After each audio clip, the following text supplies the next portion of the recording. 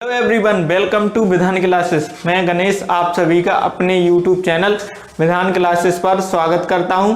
और आज हम भारतीय राज्य व्यवस्था में एक बहुत ही महत्वपूर्ण चीज पढ़ने वाले हैं कि भारतीय संविधान के स्रोत, भारतीय संविधान के कौन कौन से स्रोत हैं। निश्चित तौर पर भारतीय जो संविधान निर्माता थे उन्होंने लगभग 60 देशों के संविधान का अध्ययन किया है, तो उन्होंने कुछ न कुछ गुण उन संविधानों से जरूर प्राप्त किए होंगे भारतीय संविधान के लिए। तो आज हम पढ़ने वाले हैं भारतीय संविधान के स्रोत, यही आज का हमारा टॉपिक है। और यह बहुत ही महत्वपूर्ण है क्योंकि हर एग्जाम में इससे क्वेश्चन आते हैं कि मूल अधिकार कहाँ से लिए गए हैं, राज्य के नीति निर्देशक तत्व कहाँ से लिए गए हैं, मौलिक अधिकार कहाँ से लिए गए हैं। तो इन सभी पर आज हम चर्चा करने वाले हैं और सारणी के रूप में याद करने वाले हैं। तो चलिए देखते हैं कि कौन कौन से देशों से हमने कौन कौन से गुण प्राप्त किए हैं। जी, तो सबसे पहले संविधान के स्रोत में हम पढ़ने वाले हैं भारत शासन अधिनियम 1935। भारत शासन अधिनियम 1935, इसके द्वारा क्या क्या लिया गया है। तो इसके द्वारा सबसे पहले संघीय तंत्र, जैसे भारत एक राज्यों का एक संघ है तो यह संघीय तंत्र 1935 के अधिनियम से लिया गया है। राज्यपाल का कार्यकाल, इसे हम आगे अभी पढ़ेंगे। न्यायपालिका, तो देखिए आपकी मैंने जब 1935 का अधिनियम पढ़ाया था तो उसमें बताया था कि भारत के लिए एक संघीय न्यायालय की स्थापना की गई थी, तो न्यायपालिका का भी कंसेप्ट वहीं से आया है। फिर ये भी बताया था कि लोक सेवा आयोग का पहले एक लोक सेवा आयोग का गठन किया गया था पूरे देश के लिए संघ लोक सेवा आयोग, और 2 राज्यों के लिए अलग से राज्य लोक सेवा आयोग तथा 2 राज्यों के लिए मिलकर संयुक्त लोक सेवा आयोग। तो इसे आपको याद रखना है। आपातकालीन उपबंध भी यहीं से आए हैं और प्रशासनिक वितरण, तो ये सभी जो मैंने संघीय तंत्र, न्यायपालिका और लोक सेवा आयोग ये सभी बताए हैं, तो ये इसके पहले के लेक्चरों में मैं पढ़ा चुका हूं। तो कृपया आप, अगर आपने वो लेक्चर नहीं देखे हैं तो पहले प्लीज उन लेक्चरों को देखिए जिससे आपको यह पूरा सिस्टम ही समझ में आ सके और आपको याद करने में कोई समस्या नहीं जाएगी। नहीं तो आप फिर रटते फिरेंगे कि 1935 में ये आया था, 1935 में ये आया था, 1935 में ये आया था। तो इस कारण से आप पहले पुरानी वीडियो को अच्छे ध्यान से देखिएगा, सब कुछ पढ़ाया गया है एक एक चीज, फिर उसके बाद इसे आप जरूर देखिएगा। तो इतनी चीजें भारत शासन अधिनियम 1935 से ली गई हैं। इसके बाद ब्रिटेन का संविधान से क्या लिया गया है, तो ब्रिटेन के संविधान को देख लेते हैं। तो संसदीय रूप शासन, मतलब हमारी जो भारत में संसद है उसका संसदीय शासन जो है वह ब्रिटेन से लिया गया है। और विधि का शासन भी ब्रिटेन से लिया गया है। विधायी प्रक्रिया, जैसे कानून बनाने की प्रक्रिया होती है वैसे ही जैसे किसी विधेयक को बनाने की प्रक्रिया, तो विधायी प्रक्रिया भी ब्रिटेन के संविधान से ली गई है। फिर एकल नागरिकता, हम कहते हैं ना कि हम केवल भारतीय हैं, तो एकल नागरिकता ब्रिटेन से ली गई है क्योंकि वहां भी एकल नागरिकता का ही प्रावधान है, वहां पर दोहरी नागरिकता नहीं है। फिर मंत्रिमंडल प्रणाली, जो हमारी संसद के मंत्रिमंडल होते हैं वह भी ब्रिटेन के संविधान से लिए गए हैं। फिर परमाधिकार लेख, यह भी ब्रिटेन के संविधान से लिया गया है। और संसदीय विशेष अधिकार, मतलब संसद के कुछ विशेष अधिकार होते हैं जो चूंकि ब्रिटेन में भी संसदीय प्रणाली वहीं से हमने अपनाई है, तो जैसे वहां के संसद के विशेष अधिकार हैं वहीं वैसे ही अपने यहाँ भी भारतीय संसद के भी विशेष अधिकार हैं। और द्विसदनीय व्यवस्था भी कहां से ली गई है, ब्रिटेन से ली गई है। जैसे हमारे यहाँ लोकसभा और राज्यसभा 2 सदन है, इसी प्रकार हम कहते हैं कि ब्रिटेन से यह व्यवस्था ली गई है। फिर चलते हैं नेक्स्ट, संयुक्त राज्य अमेरिका, यूएसए के संविधान से क्या क्या लिया गया है। तो यूएसए के संविधान से सबसे पहले लिया गया है मूल अधिकार, जो हम आगे बहुत ही विस्तार से पढ़ने वाले हैं कि मूल अधिकार कितने होते हैं, कौन कौन से अधिकार नागरिकों को प्राप्त हैं, क्या क्या है, तो ये सभी मूल अधिकार जो है हमने संयुक्त राज्य अमेरिका के संविधान से लिए गए हैं। फिर न्यायपालिका की स्वतंत्रता। अब देखिए हमारे यहाँ सर्वोच्च न्यायालय जो है वो पूर्ण रूप से स्वतंत्र है, ना उसका संबंध किसी प्रकार से कार्यपालिका से है और ना ही किसी प्रकार से विधायिका से है, वह अपना निर्णय देने के लिए पूर्णतः स्वतंत्र। तो न्यायपालिका की स्वतंत्रता भी हमने संयुक्त राज्य अमेरिका से ली है। फिर इसके बाद न्यायिक पुनरावलोकन का सिद्धांत, मतलब सर्वोच्च न्यायालय जब एक बार निर्णय दे देता है तो वह अपने निर्णय को पुनः अवलोकन कर सकता है कि यह निर्णय मतलब सही है या नहीं है, तो यह है न्यायिक पुनरावलोकन का सिद्धांत। फिर इसके बाद जो उपराष्ट्रपति का पद है वह भी हमने संयुक्त राज्य अमेरिका के संविधान से लिया है। फिर उच्चतम एवं उच्च न्यायालयों के न्यायाधीशों को पद से हटाना, मतलब उच्चतम एवं उच्च न्यायालय के जो न्यायाधीश हैं उनको पद से किस प्रकार हटाया जाता है, तो यह भी हमने संयुक्त राज्य अमेरिका के संविधान से लिया गया है। और राष्ट्रपति पर महाभियोग, राष्ट्रपति पर उन्हें पद से हटाने के लिए एक प्रक्रिया चलती है जिसे हम आगे पढ़ने वाले हैं राष्ट्रपति के टॉपिक में बहुत ही विस्तार से, तो वह प्रक्रिया कहलाती है राष्ट्रपति पर महाभियोग, और यह प्रक्रिया भी संयुक्त राज्य अमेरिका के संविधान से ली गई है। इसके बाद आगे चलते हैं, इसके बाद हम पढ़ने वाले हैं आयरलैंड का संविधान के आयरलैंड के संविधान से क्या क्या लिया गया है। तो देखिए राज्यों के लिए जो नीति निर्देशक सिद्धांत है वह आयरलैंड के संविधान से लिए गए हैं, जिन्हें हम डीपीएसपी कहते हैं। वह राज्यों के नीति निर्देशक सिद्धांत इसी से लिए गए हैं। फिर राष्ट्रपति का निर्वाचन किस प्रकार से होता है, जैसे कहीं कहीं राष्ट्रपति का निर्वाचन प्रत्यक्ष रूप से होता है, कहीं कहीं अप्रत्यक्ष रूप से होता है। तो जैसे हमारे यहाँ राष्ट्रपति का निर्वाचन जो है वह अप्रत्यक्ष रूप से होता है, मतलब हम लोग साधारण जनता उसमें निर्वाचन में भाग नहीं लेती। हमारे द्वारा जो चुने हुए प्रतिनिधि होते हैं वो लोकसभा के हों, विधानसभा के हों और राज्यसभा के हों, तो वही प्रतिनिधि इसमें भाग लेते हैं।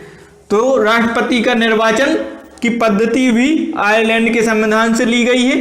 फिर इसके बाद है राज्यसभा के सदस्यों का नामांकन, मतलब जो राज्यसभा के 12 सदस्य नामांकित किए जाते हैं राष्ट्रपति के द्वारा कला, साहित्य, विज्ञान इसके क्षेत्र में, तो राज्यसभा के सदस्यों का नामांकन भी हमने आयरलैंड के संविधान से लिया है। इसके बाद आगे चलते हैं तो कनाडा का संविधान।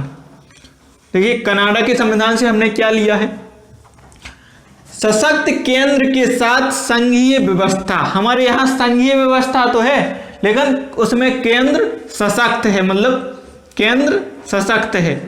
फिर अपशिष्ट शक्तियां केंद्र के पास होना, अपशिष्ट शक्तियां जो हैं वो केंद्र के पास या केंद्र में निहित होना, यह भी हमने कनाडा के संविधान से लिया है।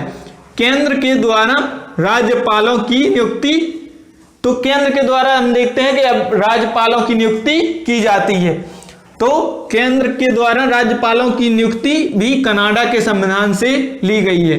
इसके अलावा उच्चतम न्यायालय का परामर्शी न्याय निर्णय, मतलब राष्ट्रपति के द्वारा जब उच्चतम न्यायालय से परामर्श किसी विषय पर परामर्श मांगा जाता है तो वह अपना परामर्श जरूर देता है। तो उच्चतम न्यायालय का परामर्शी न्याय निर्णयन यह भी कनाडा के संविधान से लिया गया है। इसके बाद आगे चलना है तो हमें आगे देखते हैं कि ऑस्ट्रेलिया के संविधान से आखिर क्या लिया गया है हमारे यहाँ। तो ऑस्ट्रेलिया के संविधान से सबसे पहले तो ली गई है समवर्ती सूची। देखिए 3 सूची होती है, संघ सूची, राज्य सूची और समवर्ती सूची। तो समवर्ती सूची जो है वह ऑस्ट्रेलिया के संविधान से ली गई है। फिर इसके बाद लिया गया है व्यापार, तो व्यापार ऑस्ट्रेलिया के संविधान से लिया गया है। वाणिज्य एवं समागम की स्वतंत्रता, तो यह भी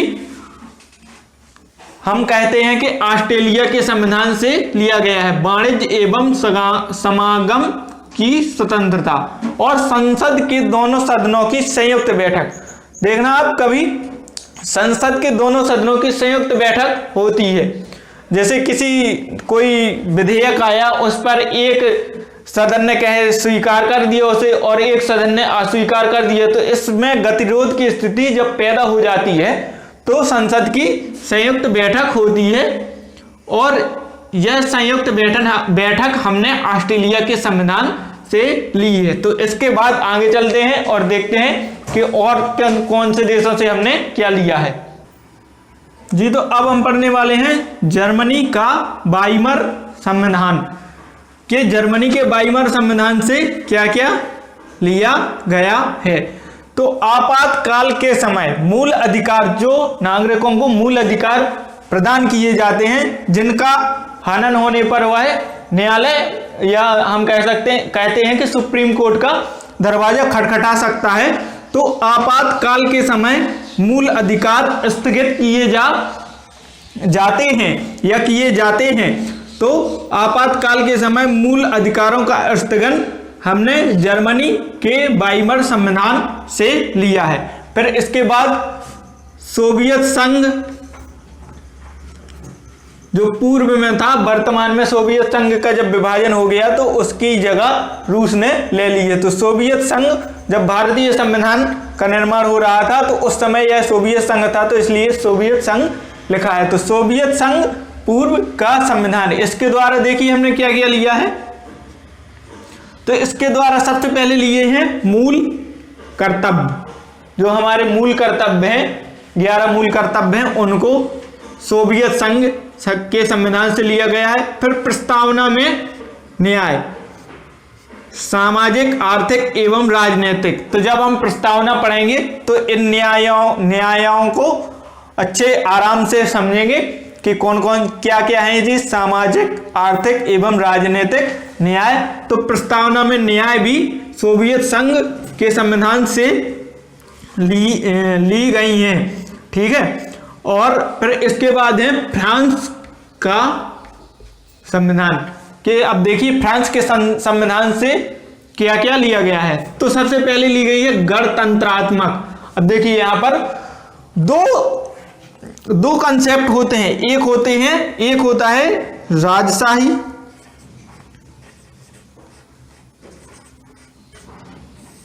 और दूसरा होता है गणतंत्र। राजशाही वह होता है जैसे किसी देश का जो प्रमुख होता है वह किसी राजवंश के द्वारा, मतलब हम कहते हैं कि उसका उत्तराधिकारी ही राजा का देश का प्रमुख बनता है।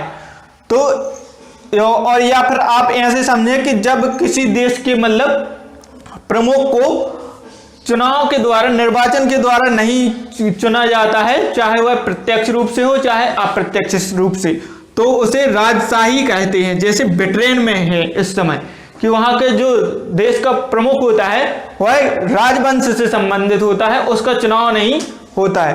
तो यहां पर ये आप समझिएगा। फिर इसके बाद एक तरफ होता है आपका गणतंत्र। जब किसी देश का प्रमुख, जैसे राष्ट्रपति या कोई और जो देश का प्रमुख होता है, तो जब वह देश का प्रमुख प्रत्यक्ष अथवा अप्रत्यक्ष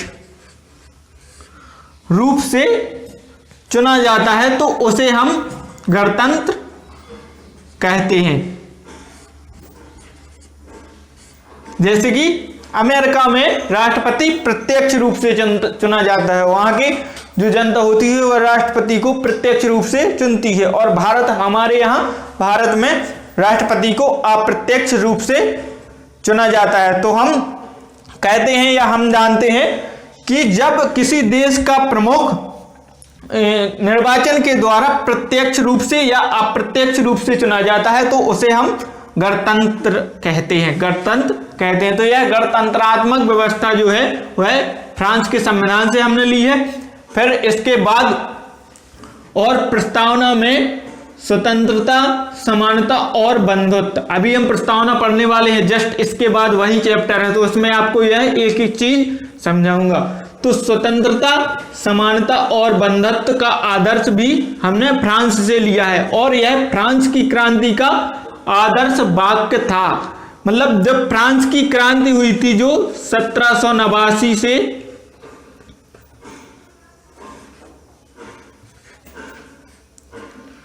1799 तक चली थी, तो इसी स्वतंत्रता, समानता और बंधुत्व को प्राप्त करने के लिए फ्रांस में यह क्रांति हुई थी और यह फ्रांस की क्रांति का आदर्श वाक्य था। तो हमने यह भी प्रस्तावना में हमारी यह स्वतंत्रता, समानता और बंधुत्व, यह भी हमने फ्रांस के संविधान से लिया है। इसके बाद आगे चलते हैं, तो आगे देखते हैं कि अब कौन से संविधान बचे हैं और कौन से देशों के संविधान बचे हैं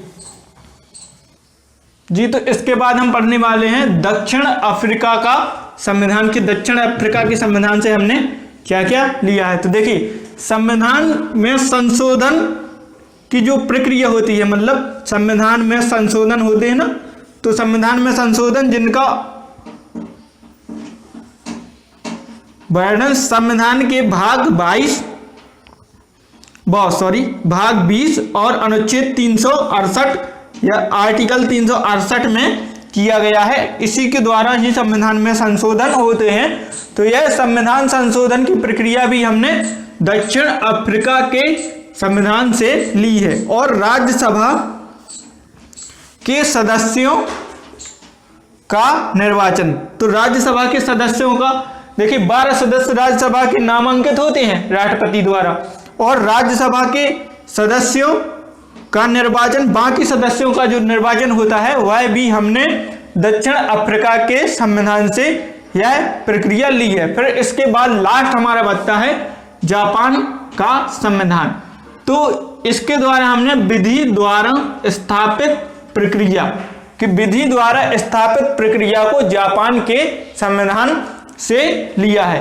तो यह थी हमारे पूरे संविधान के स्रोत, कि कौन कौन से संविधान से हमने कौन कौन से लक्षण या गुण लिए हैं। इसके बाद हमारा नेक्स्ट लेक्चर भारतीय संविधान की प्रस्तावना पर होने वाला है, जो बहुत ही महत्वपूर्ण लेक्चर है, तो उसे आप बिल्कुल भी मिस मत कीजिएगा। और यदि आपको वीडियो अच्छी लगती है तो प्लीज उसे लाइक कीजिए, सब्सक्राइब कीजिए, कमेंट कीजिए, साथ ही बेल आइकन को जरूर दबाइए, जिससे आपको आने वाली वीडियो का नोटिफिकेशन मिलता रहे। और गुड लक, टेक केयर।